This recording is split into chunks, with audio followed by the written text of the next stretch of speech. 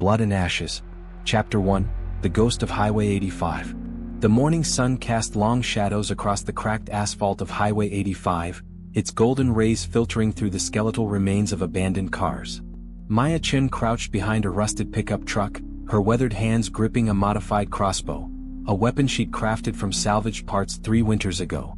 The silence was deceptive. She could smell them before she heard them. That sickly sweet stench of decay mixed with George's humid air. 3 years, 7 months, and 16 days. That's how long it had been since the world ended for her. Not when the outbreak started. She'd survived that chaos as a trauma surgeon in Atlanta. No, her world ended the day she watched her daughter Sarah turn in their makeshift shelter, tiny fingers clawing at Maya's throat before she could bring herself to do what was necessary. The moans grew louder. A small herd, maybe 8 walkers, shuffled between the abandoned vehicles. Maya's tactical mind, honed by years of life-or-death decisions in emergency rooms, quickly assessed the situation. The wind was in her favor, carrying their scent away from her position. She had 17 bolts for her crossbow, a combat knife, and a .38 revolver with 4 bullets. Resources she guarded more carefully than her own life. A twig snapped behind her.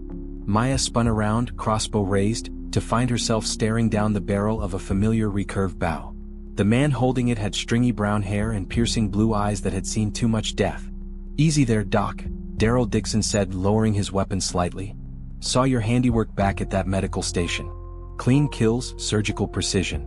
You military?" "Surgeon," Maya replied, not lowering her crossbow. Trust was a luxury she couldn't afford. Before. Daryl nodded, understanding flickering in his eyes. "Those yours?" He gestured toward the approaching walkers. "Dinner interrupted," Maya said dryly. Without warning, the morning quiet exploded into chaos. The sharp crack of rifle fire echoed from the ridge above them, followed by shouting voices. The walkers turned toward the sound, their primitive minds drawn to the noise like moths to flame. "Shit," Daryl muttered. "That's my people." Chapter 2, The Ambush. Maya found herself running alongside Daryl through the maze of abandoned cars, her medical bag bouncing against her hip. Above them, on the overpass, she could see muzzle flashes and smoke. The distinctive sound of automatic weapons meant only one thing in this world: the saviors. There. Daryl pointed to a service ladder leading up to the overpass. "You don't gotta do this, Doc. Ain't your fight." Maya paused at the ladder's base, her mind flashing to Sarah's face, the way her daughter had always believed her mother could save anyone. "Someone's bleeding up there," she said simply, then began climbing. The scene on the overpass was pandemonium. A convoy of 3 vehicles, 2 pickup trucks and a van, had been ambushed. Bodies lay scattered across the concrete, some moving, some terrifyingly still. Maya's trained eyes immediately identified the wounded: a young man with dark hair clutching his shoulder, an older woman with a head wound, and someone she recognized from wanted posters: Maggie Greenree, pinned behind an overturned car with what looked like a leg injury. Bullets whined overhead as Maya low-crawled toward Maggie, her medical instincts overriding survival logic. "Where are you hit?" she shouted over the gunfire. "Through and through thigh," Maggie gasped, her face pale but determined. "Missed the artery. You're lucky." Maya quickly assessed the wound, then applied pressure with a makeshift bandage. "Who's shooting at you?" "Saviors," Maggie replied, wincing. "Simon's crew. They're after the supply run we just finished." The name sent ice through Maya's veins. She'd heard the stories, seen the aftermath of Simon's negotiations. The crossbow bolt she put through his lieutenant's skull 6 months ago had made her a target. A shadow fell across them. Maya looked up to see a tall man with salt and pepper hair and a leather jacket, grinning despite the chaos around him. Negan. Even without his infamous bat, his presence commanded attention. Well, Negan said, ducking as bullets sparked off the concrete near his head. "If it isn't the good doctor. Heard you've been playing hard to get with my boys." Chapter 3, Unlikely Alliances. Maya's hand moved to her knife, but Maggie grabbed her wrist. "Not now," she hissed. "Enemy of my enemy." Negan chuckled, seemingly unbothered by the firefight raging around them. "Smart girl.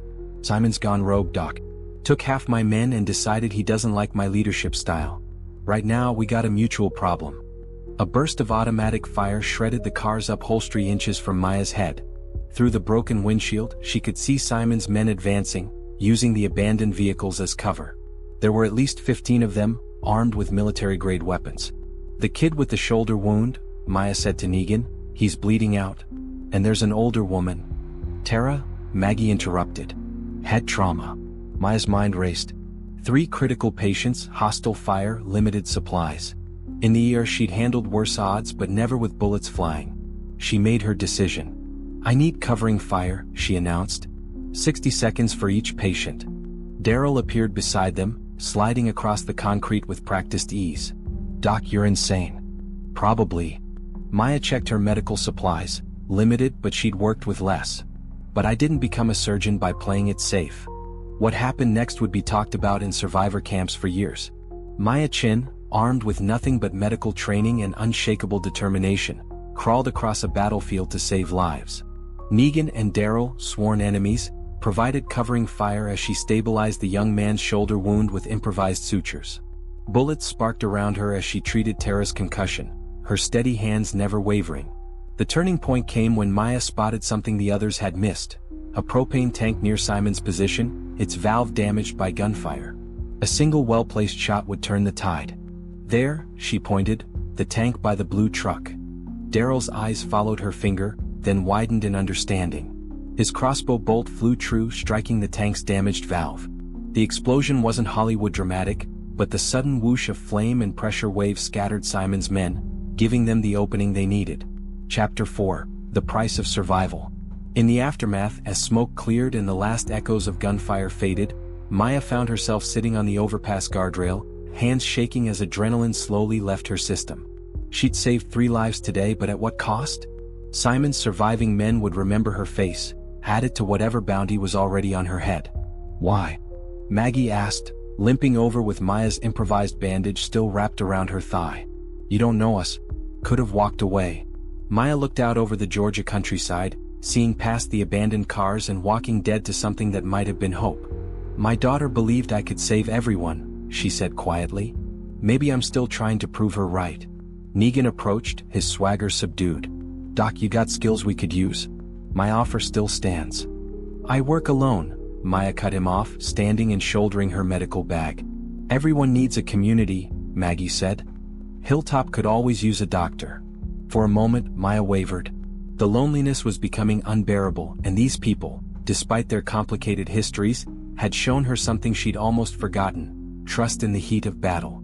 But then she thought of Sarah's grave, hidden in a grove of peach trees 2 days' walk from here.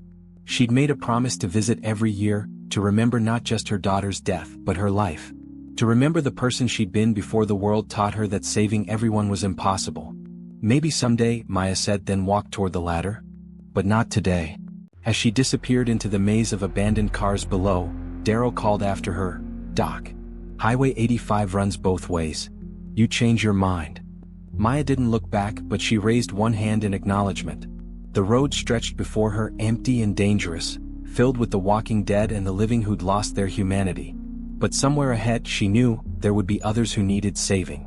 And Chen, trauma surgeon turned reluctant survivor, would be ready.